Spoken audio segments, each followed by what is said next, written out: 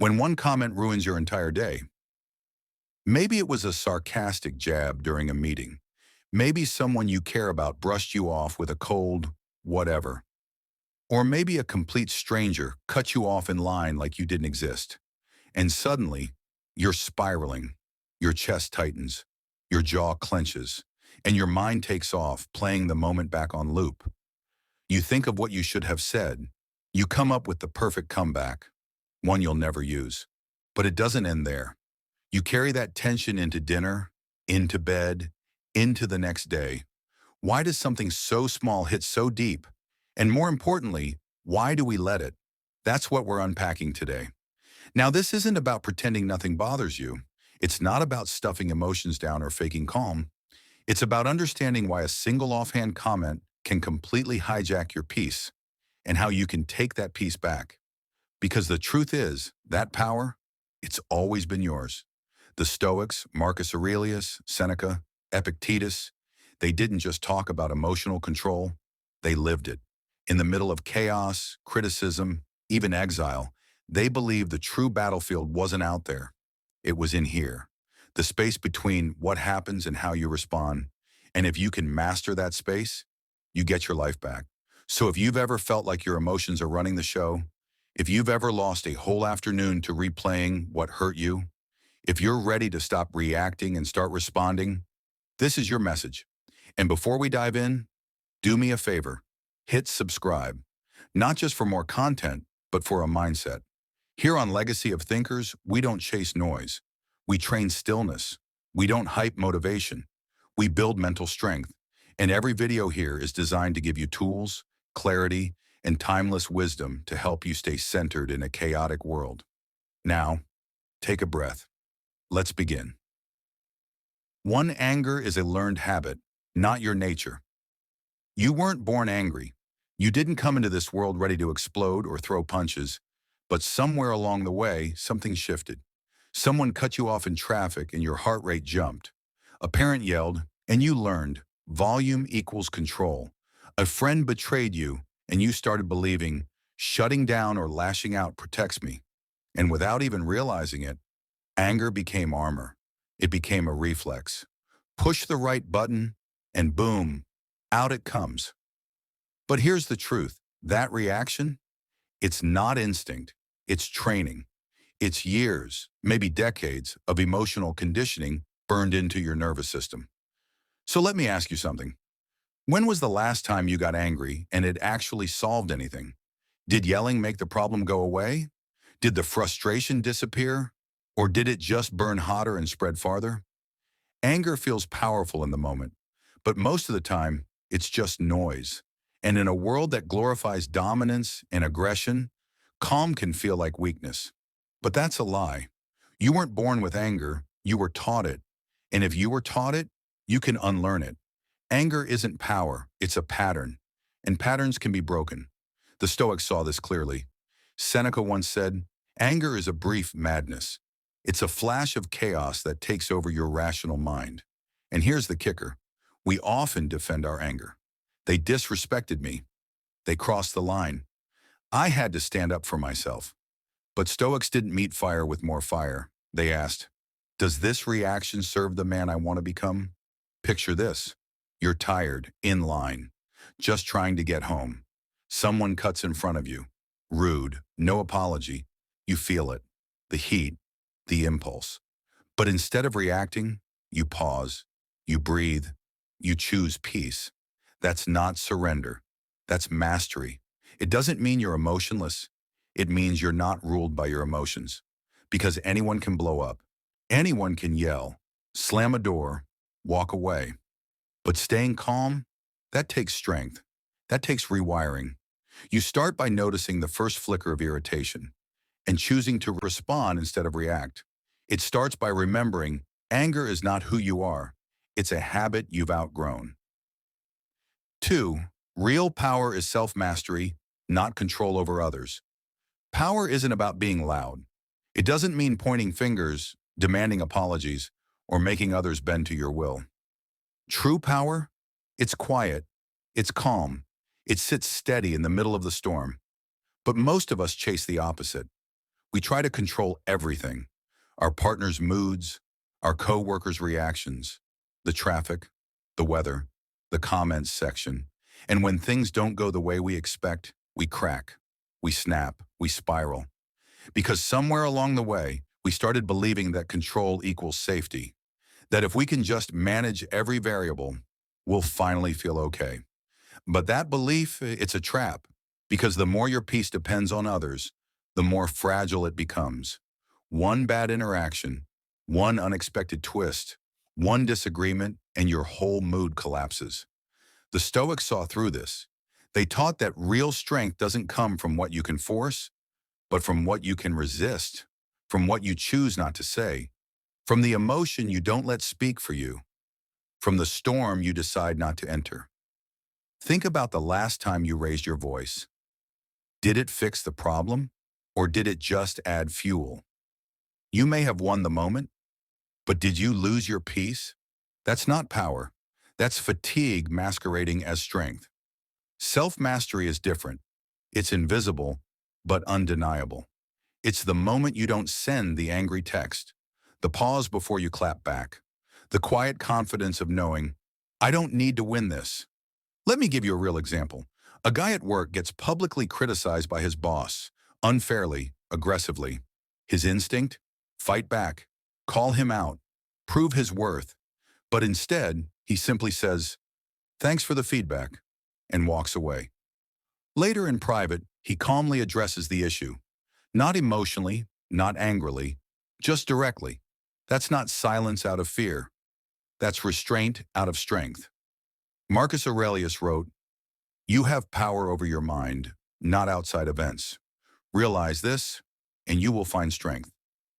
Your real power begins exactly where your control over others ends. The world will always be unpredictable. People will be unfair. Life will throw curveballs. If your peace relies on fixing all that, you'll never stop chasing calm.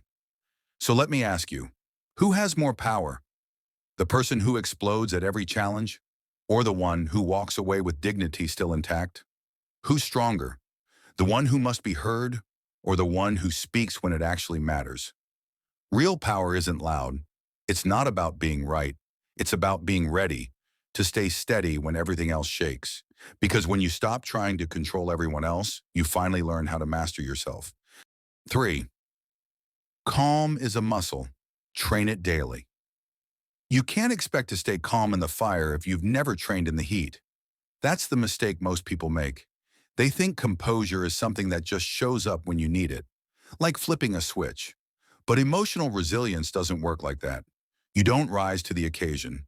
You fall to the level of your training. Calm isn't some rare gift a few lucky people are born with. It's a muscle. And like any muscle, it grows with reps, intentional, consistent reps, especially when no one's watching. We admire those people who stay grounded under pressure, the parent who doesn't lose it when the toddler's screaming, the leader who keeps their cool when everything's falling apart, the friend who listens, even when their own heart is breaking. But here's what we forget. They didn't become calm overnight. They practiced it. They trained for it, long before life gave them a reason to explode. I remember a story a friend shared with me. He came home after a brutal day, exhausted, hungry, drained. His 5-year-old daughter accidentally spilled an entire cup of juice onto his laptop. The old version of him would have snapped, yelled, made her cry, and then spent the rest of the night regretting it. But this time, something changed. He paused. He looked at her, eyes wide, expecting to be yelled at. And he simply said, it's okay. Let's clean it up together. That wasn't luck. That was training. That was one repetition of choosing patience over impulse, of choosing love over frustration, of choosing who he wanted to be. And it mattered, because calm isn't something you hope shows up in crisis. It's something you build in the quiet moments. So that when life storms in, you don't sink, you float. Marcus Aurelius didn't write in his journal every morning because he had nothing better to do. He wrote to train his mindset, to prepare his peace for the pressure of the day, not to be perfect, but to be ready. So how do you build your calm muscle? Start small, wake up 10 minutes earlier, not to scroll, but to sit with yourself. Journal your thoughts. not for poetry, but for clarity. Practice deep breathing, not to impress anyone, but to rewire your nervous system. And when someone cuts you off, don't react for them. Respond for you. That pause, that breath, that's the rep. Before firing off that defensive message, pause before snapping back in the group chat. Step outside. Let the emotions settle. You're not avoiding conflict. You're reprogramming your system. You're teaching yourself that not everything is an emergency. And that space you create between stimulus and response, that's where wisdom grows. That's where self-respect lives. That's where peace begins to feel like home. Not a destination, but your default. So don't wait until you're overwhelmed to practice calm. Don't wait for the earthquake to learn balance. Do the reps now, because when the heat comes, you won't panic. You'll remember. 4. Let go of what you can't control. You had a plan. Wake up early. Get your workout in. Knock out your project before lunch. Maybe even treat yourself later. And then, life had other plans. Your alarm didn't go off. Traffic doubled your commute. Your boss moved the deadline up. Again. That one text you were looking forward to? Cold, distant, off. And suddenly you're frustrated, irritated, tense. Not just because of what happened, but because it didn't happen how you expected. And that's the real problem. It's not reality that ruins your peace. It's your attachment to how you thought reality should have gone. You suffer not because the plan changed, but because you thought it wouldn't. You resist not the moment, but the expectation of how the moment should have been. The Stoics had this locked in. Epictetus taught that life can be divided into 2 categories. 1. What you control. 2. What you don't. And the wise man only focuses on the first. Most people live completely in the second. They obsess over what others think. They fixate on how someone might respond. They replay old arguments. They stress over outcomes that haven't even happened yet. It's like trying to catch water with a closed fist. The tighter you grip, the faster it slips away. Letting go isn't weakness. It's not apathy. It's clarity. It's recognizing what's not yours to hold. You don't control the traffic. You control your breath. You don't control your boss. You control your focus. You don't control that cold text. You control the story you tell yourself about it. Imagine this. You're in a parking lot. Someone backs into your car. They glance at the damage, shrug, and walk off like it's no big deal. Everything in you wants to chase them down, yell, demand they make it right. But will yelling fix the dent? No. So instead, you breathe, you take a few photos, you file the report, you keep your peace. Not because what happened was okay, but because you refuse to give it more than it's already taken. That's power, not the kind that shouts, the kind that protects your energy like it's sacred, because it is. The more you let go of what you can't control, the more energy you have to influence what you can. Your thoughts, your reactions, your breath, your direction. Control isn't about managing everything around you. It's about choosing what deserves your attention. Peace doesn't come from the world behaving. It comes from you not needing it to. So next time something flips your day upside down, ask, is this mine to carry? If it's not, set it down and walk forward a little lighter, a little freer. 5. Conflict is not for victory, it's for training. Most of us treat conflict like a sport. We suit up. We prep our comebacks. We sharpen our words like weapons. Why? Because we think being right is the same as being strong.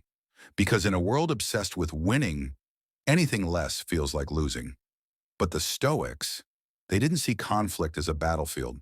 They saw it as a mirror, a moment of truth. Not to defeat someone else, but to study yourself. Because anyone can stay calm alone. Anyone can seem wise when no one's pressing their buttons. But the real test, it shows up in conflict. That's where your discipline is either real or performative. That's where your ego reveals what still owns you. And that's a gift, if you're willing to see it that way. Picture this. You're in the grocery store line. You've been waiting patiently. Then someone slides right in front of you, like you're invisible. Your chest tightens. Your jaw clenches. You feel that fire start to rise. This is your moment. You could explode. You could say something sharp. Demand they respect you. Or you breathe. You observe the impulse, but you don't obey it. You respond. You don't react. That isn't weakness. That's training. That's control under pressure. Because most conflict, it's not about justice. It's about ego. It's not about making things right. It's about feeling right. But the more you need to prove yourself, the more power you've already given away. Seneca said, "A quarrel is quickly settled when one yields." Yielding doesn't mean surrender. It means choosing peace over performance. Every conflict is a chance to grow, to see where you still flinch, to do one rep of restraint, to build strength where you used to snap. So the next time someone disrespects you, challenges you, tries to bait you, don't ask, "How do I win?" Ask, "How do I grow?" Because you're not here to win every argument. You're here to train your mind for peace. 6, stay present. Stop fighting ghosts. Here's the truth. Most of the time, you're not upset about what's happening. You're upset about what already happened or what might happen next. It's not the person who cut you off. It's the 30-minute argument you've been having in your head ever since. It's not the comment someone made yesterday. It's the fake comeback you keep rehearsing that's ruining your morning. You're not reacting to the moment. You're reacting to a ghost. You see, we tend to think of ghosts as spirits that linger after death. But some of the most powerful ones, they're made of thought, of fear, of assumptions and imagined outcomes. What if they're mad at me? What if I mess this up? If only I had said this instead. That shouldn't have happened like that. These thoughts haunt you, not just in your mind, but in your body. They leak into your next conversation, your next task, your next breath. And just like that, you're not present anymore. You're possessed by a story that isn't even real. The Stoics had a term for this, premeditatio malorum, the premeditation of evils. But don't confuse that with negativity. They didn't suggest living in fear. They trained their minds to expect difficulty so they could handle it. And then they returned to now. Because now is the only thing that actually exists. You don't breathe in the past. You don't take action in the future. Everything, your focus, your choices, your power, it all lives right here. But we forget. We get pulled into invisible battles. We respond to emotions that aren't even ours anymore. We give our energy to scenarios that don't even exist outside our heads. So here's a practice. Next time your thoughts start spiraling, when someone says something and your mind fills in all the blanks, when you catch yourself stuck in an imaginary argument, pause, feel your breath. Notice your feet on the floor. Listen to the sound in the room. Touch something near you, a coffee mug, a wall, your own chest. Bring your attention back to the only moment that's real, this one. Presence isn't passive, it's not detachment, it's power. It's the strength to stay instead of drift, to see instead of assume, to respond instead of replay. When you train presence, you stop being a prisoner of every passing thought. You reclaim your attention, and with it, your peace. So stop fighting ghosts. Be here, now, still. 7. Forgiveness is how you free yourself, not them. Let's talk about forgiveness. Not the fluffy Hallmark kind, the kind that feels impossible, the kind that stings. We think forgiving someone means saying what they did was okay, that it didn't hurt, that they deserve a pass. But that's not forgiveness. That's denial. Real forgiveness has nothing to do with them. It's not about their peace. It's about yours.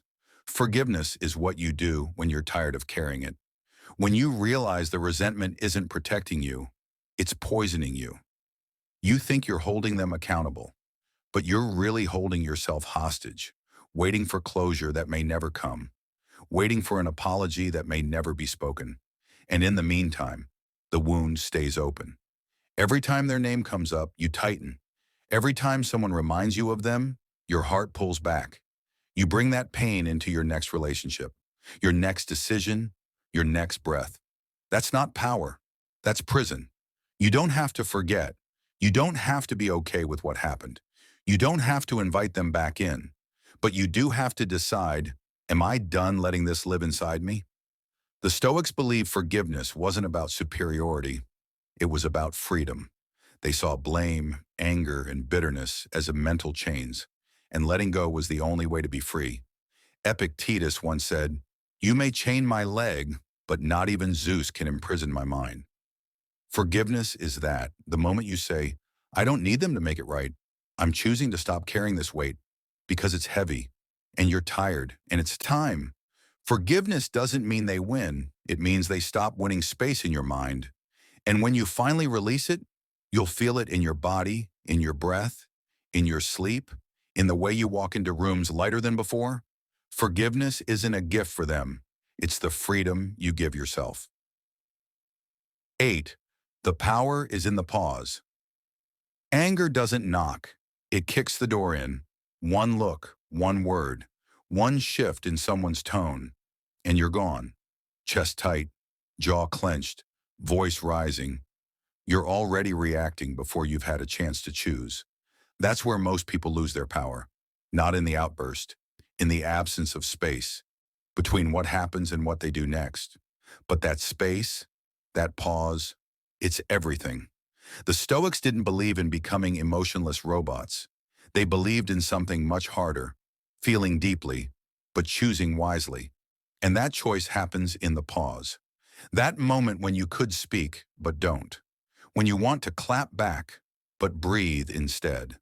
That 1 second of awareness where reaction becomes reflection, where impulse becomes intention. Picture this. You're in the middle of an argument. You feel misunderstood, disrespected, attacked. Your instinct? Strike back.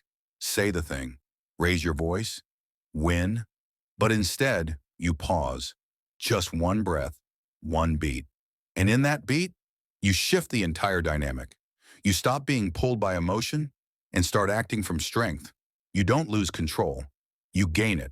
That's mastery, not in never feeling, but in knowing how to wait long enough to make a conscious decision. The pause isn't weakness. It's a weapon. It breaks cycles.